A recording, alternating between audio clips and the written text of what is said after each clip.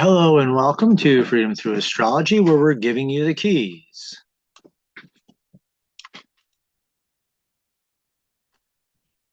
And I'm your astrologer. My name is Donald Pitak. There's my contact information, standard YouTube copyright. No, my content may not be used to train AI LLMs. And I apologize, my voice is just a little raw. Getting over a migraine, and my hand is still messed up. So this week's forecast is going to be very similar to last week's.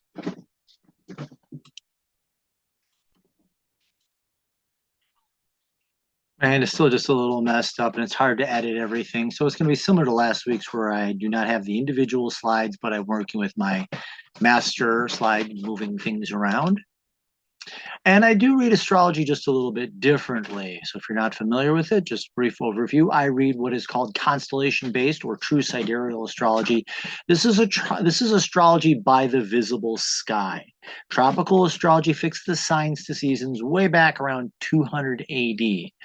Well, we get our astrological ages from where the sun rises on the spring equinox because the constellations do move very slowly through the sky. Winds up being a full degree every 72 years, so 1/72nd of a degree every year.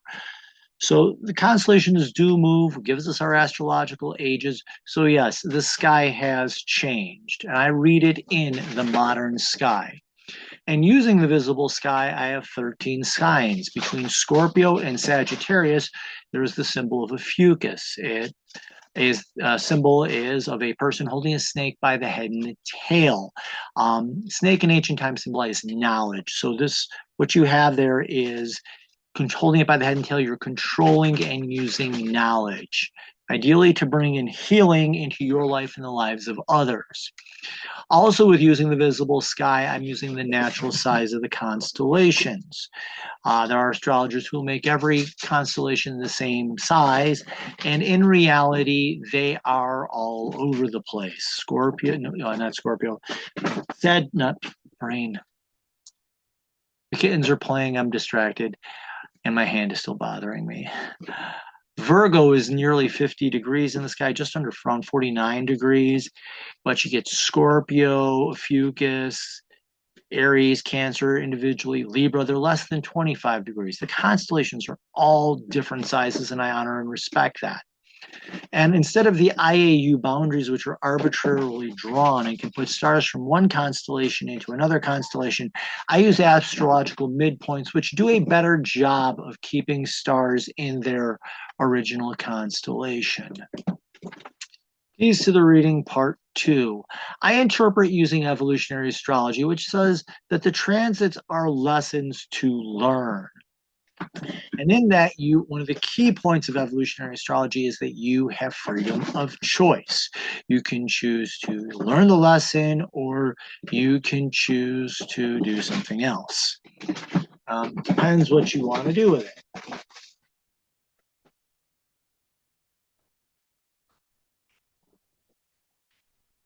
I'm almost curious what the kittens are doing over there. It sounds like they're having a lot of fun.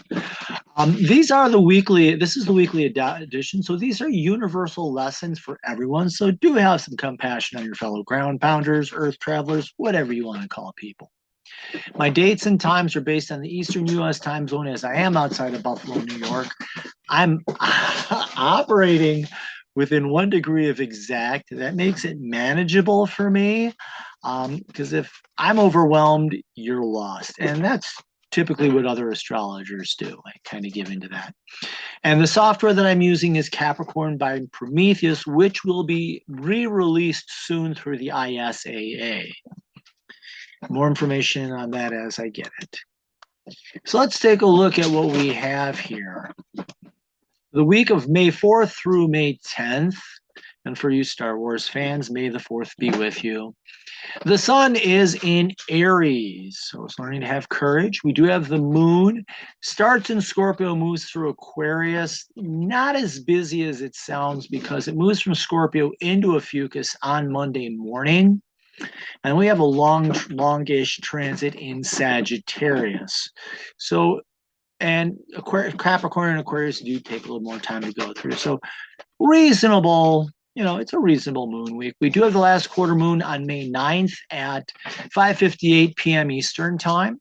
Our active planet of the week is Mercury. So be open to learning, opportunities for learning communication, and having the courage to do so.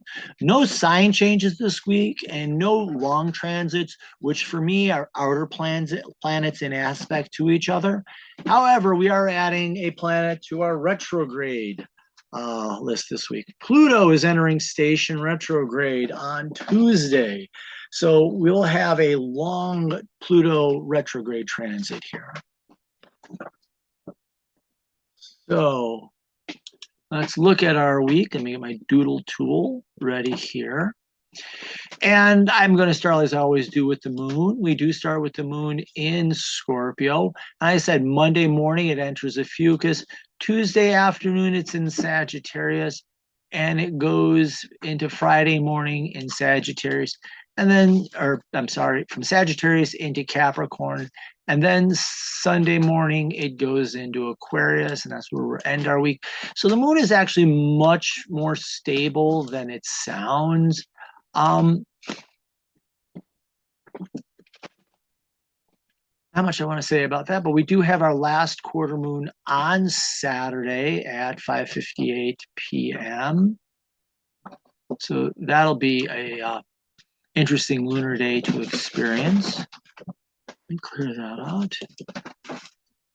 Apologize if I'm sounding a little under the weather. I'm just getting over a brutal migraine from yesterday, and from Friday, I was just beat exhausted from work. I don't think that helped me any. Our busy day of the week is going to be Tuesday with everything that's going on. Just plain and simple. You have the moon entering Sagittarius. You do have the Mercury transits, and then you also have Pluto going station retrograde. So as you can see, Tuesday is the busy day of the week by far. I mean, that's all our action. And we won't really see another transit until Saturday with the sun and Jupiter. As they did say, I always do this, Mercury is our planet of the week because we do have those three transits. Of the new transits that we have, those are our three new transits. Everything above this line is from last week. So, and everything below the line is from this week. So as you can see, we do have those three Mercury transits, making Mercury kind of the influential planet of the week. Kittens are running around nuts. I apologize for that. I do like my cats. I just wish they wouldn't attack my hand viciously. So Tuesday is going to be the busy day of the week, and that will fuel a busy midweek. You can expect everything to be over by Thursday and get a little bit of a breather Friday before we begin new transits on Saturday. All drawings. Okay, and let me see if I can do this. Oh no, I gotta close this out. Click on this, and there we go. Like I say, trying to edit those individual slides is really bad when you don't have full use of your hand. It's still infected and swollen. I gotta go see the doctor and get it drained again. So yeah, Joyce.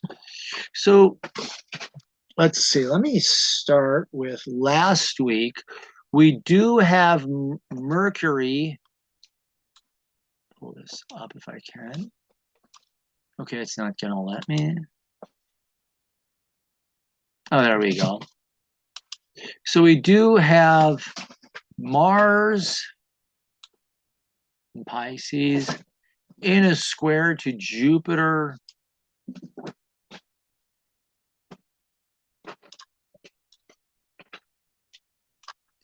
Mars is Pisces. You can call it the spiritual warrior if you want, but having that spiritual courage or the courage to be present, courage to be in the moment. The spirituality teaches you one thing: there is no tomorrow, there is no yesterday, there is only today, here, now.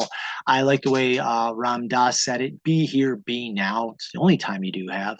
So I do like that. And a square is a challenge whose purpose is to strengthen you. So, what is this strengthening you to do? To have the opportunity to learn. Jupiter opportunity is a great way of looking at that. And in Gemini, learning and communication. So, if you're being spiritually present, spiritually aware, this is opening the door for you to be able to learn and communicate what learn new information and communicate. It's building your confidence as well. Another way of looking at it. And lead to success. Now, the shadow here, shadow of Mars is fear, and that can come out as anger or cowardice, and it's in Pisces. So literally, you're falling into this fearful-filled fantasy. And instead of a square strengthening you, it's a stumbling block. It fuels a crisis of confidence.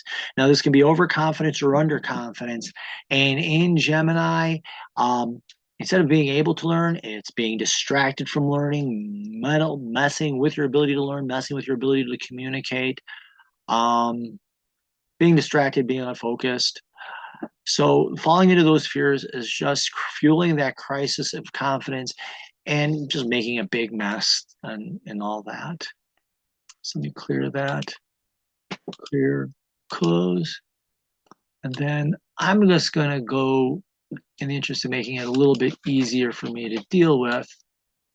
There it goes. Zoom kind of messes with things a little bit. Come on, you can come up here. There we go. Alrighty. Get my doodle tool. And this is where all these Mercury transits are happening. There's a lot with Mercury. Mercury in Aries, the courage to learn.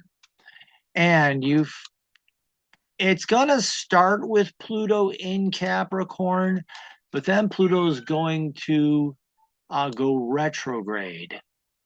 So having the courage to learn, how is that strengthening your ability to do the work of inner transformation and deep inner healing? And then as Pluto goes retrograde, which I will cover shortly, you could ask the question, is what you're learning helping you to transform? Is it helping you to grow? Is it helping you to heal? The shadow here is falling into fear. I forgot to do Monday. I forgot to do Moon. I'll jump back to that. That's falling into fear. And instead of that helping you to heal, leads to nihilism, leads to cynicism. Leads to nihilism, leads to cynicism, worrying, loneliness, and isolation. Secondly, we do have that sextile to,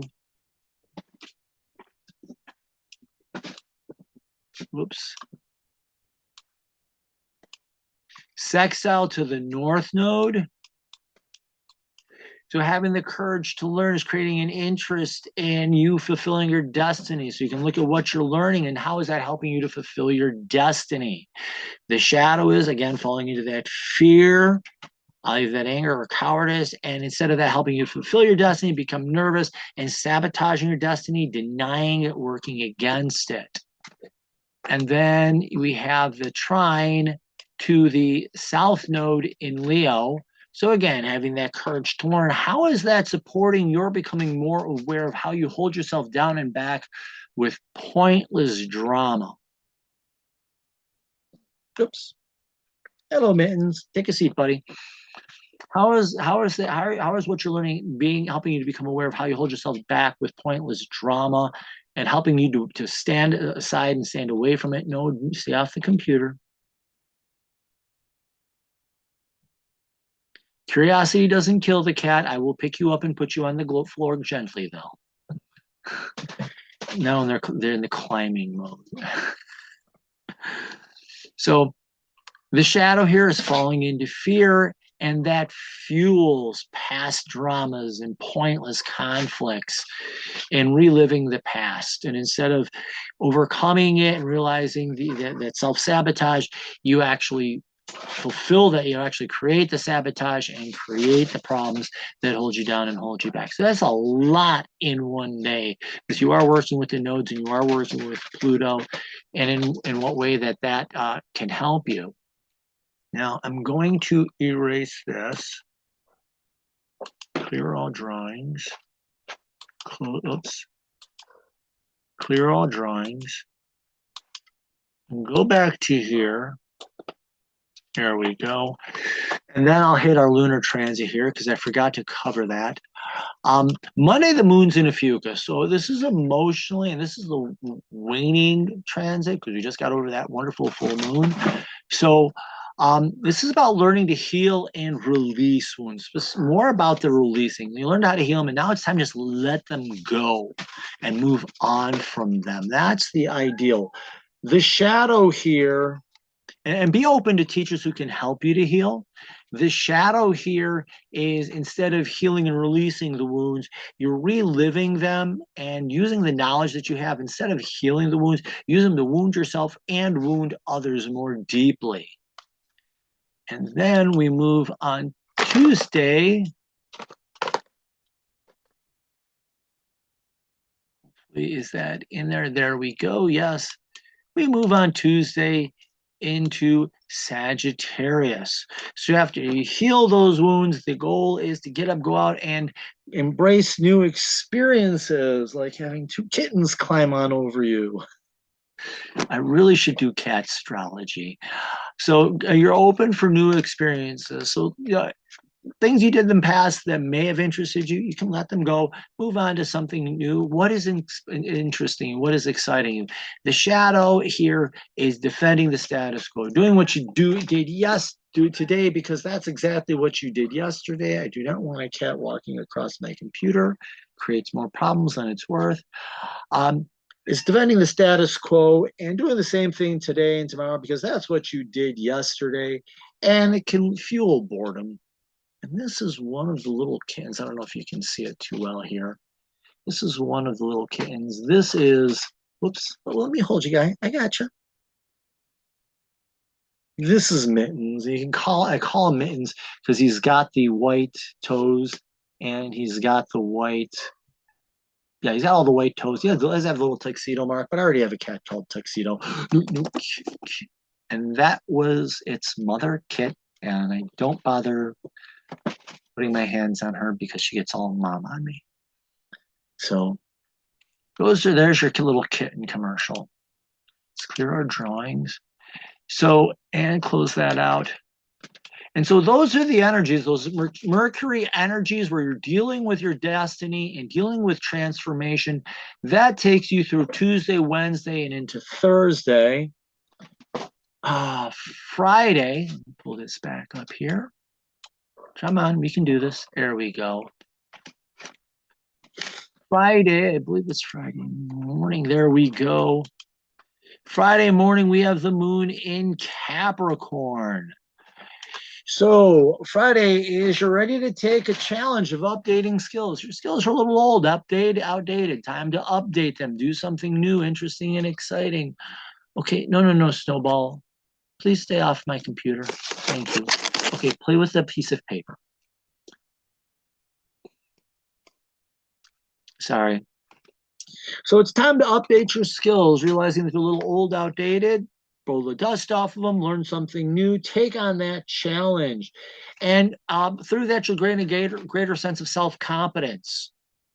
You know, and Capricorn likes taking on a challenge because it's that sea goat. So it's taking this idea and going up that mountain and making it real. So it likes that challenge because it is the sea goat, and goats like climbing hills. The shadow here is you fall into being a little bit of a control freak. What I know is good enough, and you trying to control what you can't control, like situations or other people, and this fuels worry, loneliness, and isolation, and deep frustration. Close that out. Close this out. And Saturday, oh, perfect right there. Saturday, first we have the sun in Aries. Sun is almost out of Aries. I think next week it'll be in Taurus. Don't have my notes with me just yet.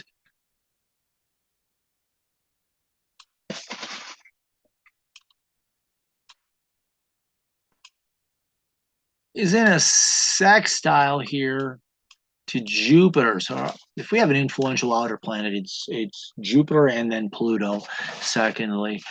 But having that courage to be yourself is creating this interest in your community. You're creating this interest in the opportunity to learn and communicate. So learning more about who you are, or learning about more of what interests you, can create the opportunity for you to learn and explore things on a greater level. And this can fuel your confidence and fuel your self-confidence, fuel your self-worth. And this does open, Jupiter is about opportunity and possibilities. So this real focus here is on those opportunities and possibilities and having that courage to learn and courage to communicate as well. Now, the shadow here, the sun is the false ego, and that's falling into fear. And that's either anger or cowardice. So it can be the false ego in this situation is burning too bright or not burning bright enough to be seen. But that creates a sense of nervousness, and that fuels that sense of fear fuels a crisis of confidence. And it can be fueling overconfidence. I know what I'm talking about, don't you tell me, or underconfidence. I'm not really sure, even though you really are the go-to person. So that fear can fuel a crisis in confidence in your ability to learn, your ability to communicate, and it can be fuel distractions and also lead you towards meaningless accomplishments, just not being, doing, I don't want to say doing meaningless work, but taking on challenges that are too easy or defining success with way too low of a bar. So there's that. Clear that. No, actually, yeah, I'm going to clear that. Clear. And then at that same time, we have the last quarter moon in Capricorn. And that's a square. And let's remember that squares are challenges that are designed to strengthen you. So, oops, I'm getting a pop-up here. I'm going to do something really quick. Move that bar up there.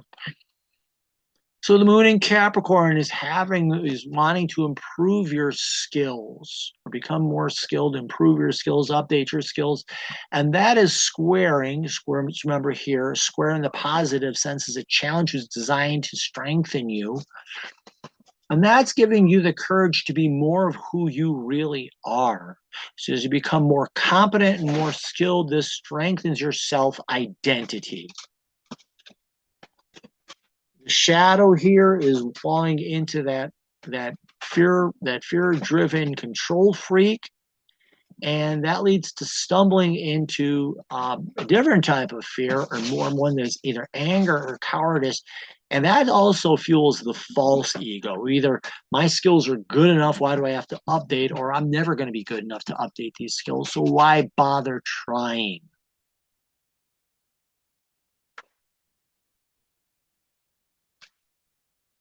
And that becomes a stumbling block and a crushing burden. Yeah, and that worry and loneliness can also fuel fears as well. Let me close that out. Close this. And on Sunday, here we go, Sunday morning, there we go, that's a little bit better visible. We do have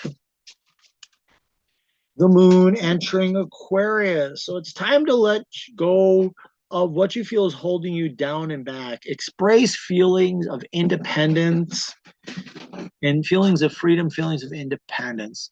Cut loose a little bit. Be who, Aquarius is about you being who you really are, you feeling your real feelings. So do take that time to feel what you're really feeling and get in touch with those emotions. The shadow here is selling yourself out to the expectations of the others in hopes of being accepted or fitting in. In reality, you're just being a phony. You're either acting out to get a reaction and to push people's buttons, or selling out to fit in. And either one is really not you. It's you pushing for a reaction. And those are our transits for the week. Clear all drawings. Close that. And to minimize this. Minimize this. Escape. Still haven't cleared those old drawings out. Oops.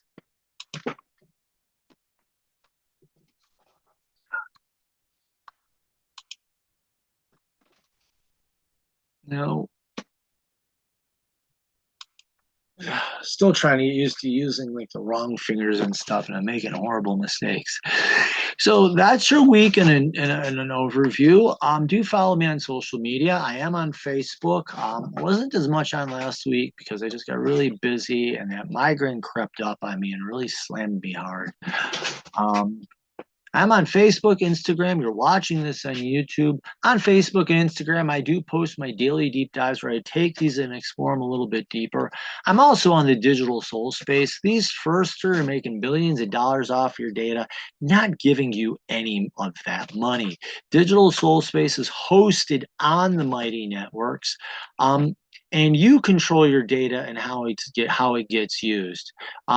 There is you get a 30-day free trial, which gets you unlimited access to the whole site. And then after that, there's a fee. But 100% of the money that goes into that goes into maintaining the site and paying site costs. It's a really powerful site. I do astrology on there, but there's also tarots. People do talk about crystals, oracle cards, a wide variety of spiritual traditions, healing modalities, any sort of spiritual question. It's really an amazing place to be. There's 4 great moderators that keep it being a troll-free zone. I can't tell you how many times I've been trolled on these 3. Haven't been trolled once on DSS because if the moderator's got a question, they err on the side of caution. And yes, there have been people removed, so it's a wonderful place to be, a wonderful place to hang out. You don't know a question, you want to know the answer to a question, you post it, and people will share what they know. And it's a great place to be. I also do readings in packages. If you want to see how your chart changes from another astrological system to True Sky Sidereal, order the Quick 6. I talk about 6 key points of your chart that help you understand and get you started on your path. I do read the birth chart, or also called the natal chart. And in evolutionary astrology, this is your birth contract. It's not who you are, it's who you came here to become. So it's kind of like beginning with the end in mind. And ideally, this helps you understand who you came here to become and what your life's goals are. I do a karmic or a past life reading. The birth chart is based off the sun and the moon, etc. Karmic chart focuses on the nodes of the moon. And with that, if you believe in past lives, I can tell you the karma that was created in a past life and how it shows up in this lifetime. And then more important, just as important, how you can heal it. If you're a one and done, and there are people who are out there believe that, and I respect that, this is a special challenge or a special lesson that you came here to learn. And I also do horoscopes. So I do 1 year, any 12 months, any 3 months in a row, any 12 months in a row, any 3 months in a row, or any 1 month. And that can be new moon to new moon or any 30 days in a row. And I do offer packages which combine these other readings at different levels. Do check those out. So do like, follow, and share. Sign up for the newsletter. If you go to my website, you get a pop-up. All I need is an email address. You get a once a month newsletter or once a week newsletter that shares all these transits and additional insights before everyone else gets them. Also, there are bonuses and discounts there for you. If you missed that, in the upper right-hand corner, you'll see a black square box that says subscribe. You click on that. That's your newsletter sign up. And yeah, so do like, follow, share, sign up for the newsletter. I have a cat climbing on my shoulder. That's another one.